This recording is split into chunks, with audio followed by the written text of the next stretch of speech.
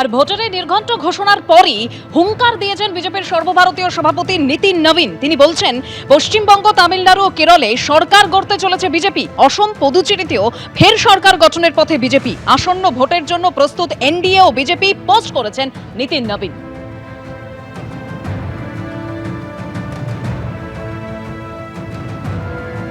ভোটের নির্ঘণ্ট ঘোষণা হয়ে গিয়েছে। পশ্চিমবঙ্গে বিধানসভা নির্বাচন হবে 2 দফায়। আর এবার প্রার্থী তালিকা, যেরকম শোনা যাচ্ছে, মঙ্গলবারই প্রার্থী তালিকা ঘোষণা করতে পারে তৃণমূল কংগ্রেস। একই দিনে প্রার্থী তালিকা প্রকাশ করতে পারে বিজেপিও।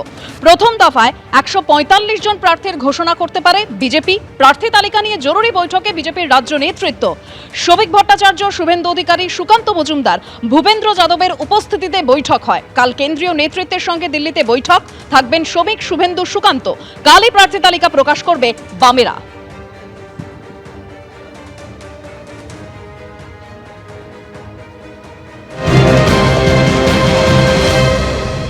সমস্ত শক্তিকে আমরা এককাট্টা করব। তার আগে বামফ্রন্ট এবং বামফ্রন্টের বাইরে যে বামপন্থী ব্যক্তি গোষ্ঠীর দল আছে তাদেরকে সংহত করব। আমরা সে কাজ করেছি। যারা অতীতে আমাদের সঙ্গে ছিল না বামফ্রন্টের সঙ্গে, এমন বামপন্থী দলগুলোর সঙ্গে কথাবার্তা হচ্ছে। 2-1টি দলের সঙ্গে আমাদের ইতিমধ্যে সমঝোতা হয়ে গিয়েছে। কিন্তু কংগ্রেস দল মনে করেছে বিজেপি তৃণমূল বিরোধী স্পষ্ট অবস্থান নেওয়ার থেকে ধোঁয়াশা তৈরি করা ভালো। আমরা তখন বলেছি, এআইসিসি বা পিসিসি নয়, তারা যদি গড়িমসি করে, যারা তলার কর্মীরা আছে কংগ্রেসের, বুথ লেভেলের, ওয়ার্ড লেভেলের, তাদের সঙ্গে আমরা সম্পর্ক করছি যে আমরা বিজেপি তৃণমূল বিরোধী লড়াইতে প্রস্তুত। আপনারাও আসুন। আপনাদের নেতৃত্ব যদি কম্প্রোমাইজ করে, আপনারা কম্প্রোমাইজ করবেন না। আগামীকাল করতে পারি।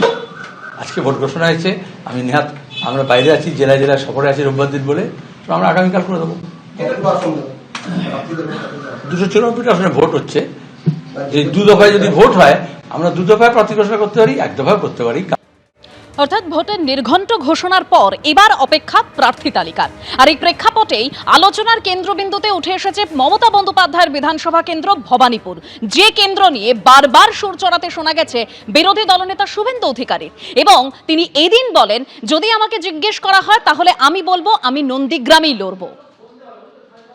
মানুষ নতুন সরকার মে মাসের দ্বিতীয় সপ্তাহে দেখতে পাবে। 8 দফায় কমিয়েছিল 77, এবার 2 দফায় সেটাও কমে 27-এ দাঁড়াবে। কলকাতা সহ দক্ষিণবঙ্গ জুড়ে ঝড় বৃষ্টি। এরই পাশাপাশি পুরুলিয়া, বাঁকুড়া, 24 পরগনা, পূর্ব বর্ধমানে রবিবার সন্ধ্যা থেকে ব্যাপক ঝড় বৃষ্টি শুরু হয়।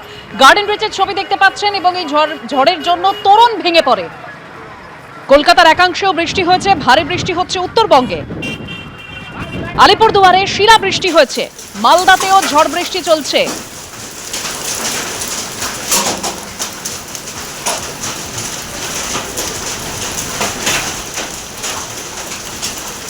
আলিপুরদুয়ারে শিলাবৃষ্টি হয়েছে, সেই ছবি দেখতে পেলেন। এবার মালদা, সেখানেও ঝড় বৃষ্টি চলছে।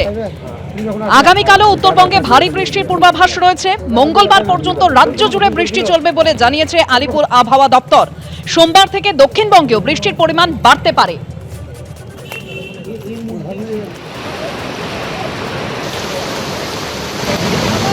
এবিপি আনন্দ, এগিয়ে থাকে, এগিয়ে রাখে।